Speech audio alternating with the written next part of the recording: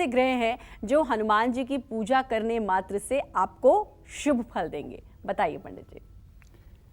देखो, सूर्य ग्रह की कृपा पाने के लिए हनुमान जी को हर मंगलवार गुड़हल के फूलों की माला अर्पित करनी चाहिए। अब हनुमान जी का और सूर्य का एक संबंध आपको बताता हूँ। कथा आती है हमारे पुराणों में कि बाल समय में हनुमान जी ने उगते हुए सूर्य को देखा। उन्हें लगा कि कोई फल है और भूख लगी थी, और जा कर के उन्होंने सूर्य को अपने मुंह में ले लिया।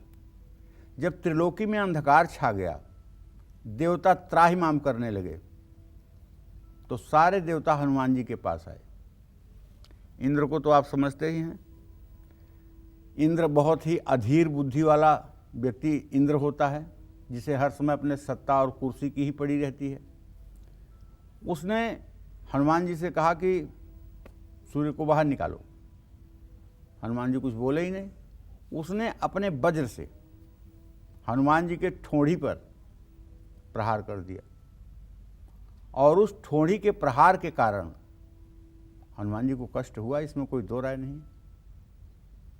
लेकिन माता अंजना कुपित हो गई, पवन देव कुपित हो गए।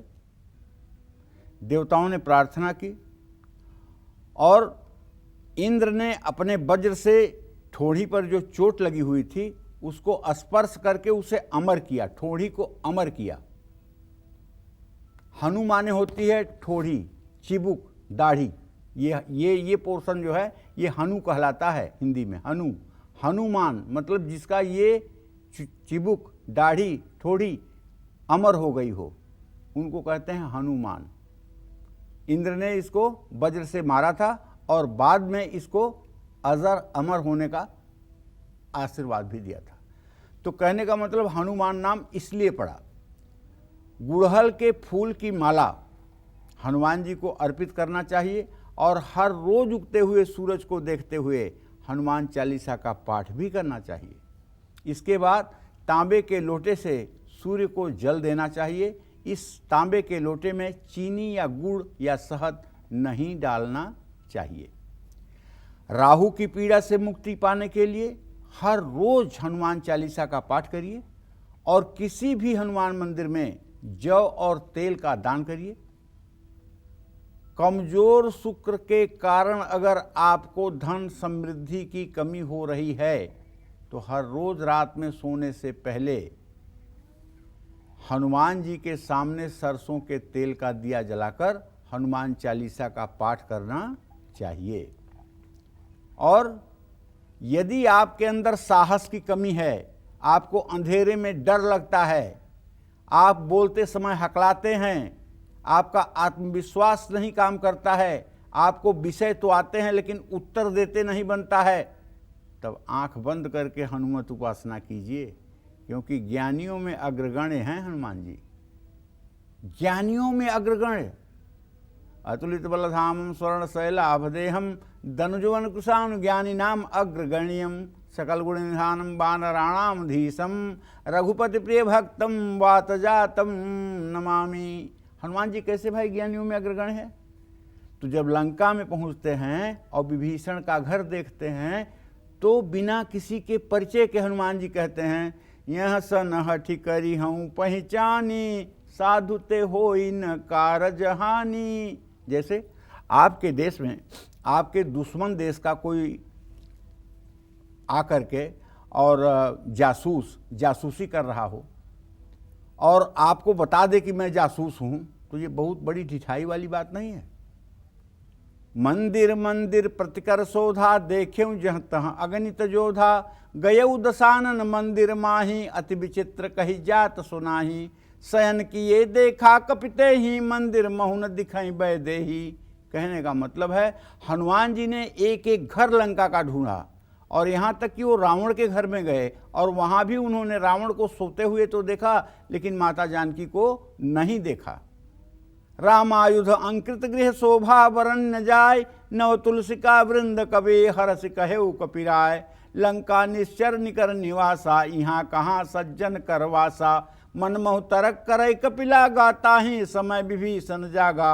राम नाम ते सुमिरन कीना, हृदय हरस कपि सज्जन चीन्हा, यही सन हट करी हूँ पहचानी, साधु ते होई न कारज हानि। तो भैया हनुमान जी ने सब कुछ अपने बारे में बता दिया और माता जानकी के बारे में विभीषण से जिज्ञासा की, जानने के बारे में। विभीषण ने माता जानकी के बारे में सब कुछ बता दिया। हनुमत चले पुनि विदा कराई, पुनि हनुमंत गयो तहवा, बन अशोक सीता रह जहवा। जहाँ सीता रहती थी माता अशोक वाटिका में, फिर हनुमान जी वहाँ जाते हैं। और हनुमान जी को ज्ञानियों में अग्रगण्य क्यों कहा गया भैया? तो इसलिए कि जब लक्ष्मण को शक्ति लगी थी तो रावण ये जान गया था कि ये काम अगर कोई औषधि लाने का कर सकता है तो वही हनुमान कर सकता है। हनुमान को रोक लो। हनुमान की कमजोरी है राम कथा। तो कालनेमी एक राक्षस था जो रूप बनाने में माहिर था। उसके पास रावण ने जाकर के कहा कि तुम्हें हनुमान को रोकना है। कालनेमी ने कहा क्यों मेरी बलि चढ़ाना चाहते हो? हनुमान को रोकना कोई आसान बात है? मैं कुछ नहीं जानता हूँ। अगर हनुमान के हाथ बलि चढ़ जाओगे तो ठीक, नहीं तो मैं बलि चढ़ा दूंगा तुम्हारी अभी, और नहीं तो जाकर के हनुमान को रोको। कालनेमी ने साधु का वेश बना करके बिजेठुआ महावीर, सुल्तानपुर जिले में एक स्थान है बिजेठुआ महावीर, वहाँ एक सरोवर के किनारे जा कर के बैठ करके एक माया का आश्रम बना करके और राम कथा कहने लगा। हनुमान जी वायु मार्ग से जा रहे थे, हनुमान कथा राम कथा सुने, उतर करके आके बैठ गए, कथा सुनने लगे। 10 मिनट कथा हुई होगी। इसके बाद कालनेमी कहता है, होई महारण रावण रामू, जीतहि राम न संशय यामू। बहुत बड़ा रण हो रहा है रावण और राम में, राम जीतेंगे इसमें कोई संशय नहीं है। हनुमान जी के दिमाग की घंटी बजी, करे ये संत है और पहले कह रहा है रावण रामू, पहले रावण कह रहा है बाद में राम को कह रहा है, जरूर दाल में काला है। अगर ये संत होता तो पहले राम का नाम लेता, रावण का नाम बाद में लेता। बेचैन होकर हनुमान जी उठे और बोले मुझे प्यास लगी है। तो उसने कहा कि बगल में सरोवर है। सरोवर में हनुमान जी जाते हैं तो लात लाग मकरी अकुलानी, वहाँ एक अप्सरा थी जो ऋषि के श्राप से मगरमच्छी हो गई थी। वो अपने रूप में आकर कही कि मुनि न हो यह निश्चर घोरा। हे हनुमान, ये मुनि नहीं है, ये निशाचर है, इसने बेश बना करके यहाँ उपस्थिति दर्ज की है। हनुमान जी ने कहा कोई बात नहीं, अब तुम जाओ स्वर्ग, मैं इनका इंतजाम कर देता हूँ। और हनुमान जी ने गुरुदक्षिणा के रूप में 1 लात मारा कालनेम को, कालनेम चले गए ऊपर। गोस्वामी दास जी, तुलसीदास जी लिखते हैं, अरे उघरे अंतन होई निबाहु, कालनेम जी में रावण राहु। मतलब भेद खुल जाने के बाद किसी का निर्वाह नहीं होता है। कैसे? कालनेमी का भेद खुल गया कि ये राक्षस है, 1 लात हनुमान जी ने दे दिया, वो चला गया ऊपर। रावण का भेद खुल गया कि नाभि में अमृत है, भगवान राम ने 1 बाण धीरे से सटा दिया, वो ऊपर चला गया। राहु का भेद खुल गया, सूर्य चंद्रमा ने विष्णु से कह दिया कि अरे इसने तो अमृत पी लिया है, ये राक्षस है।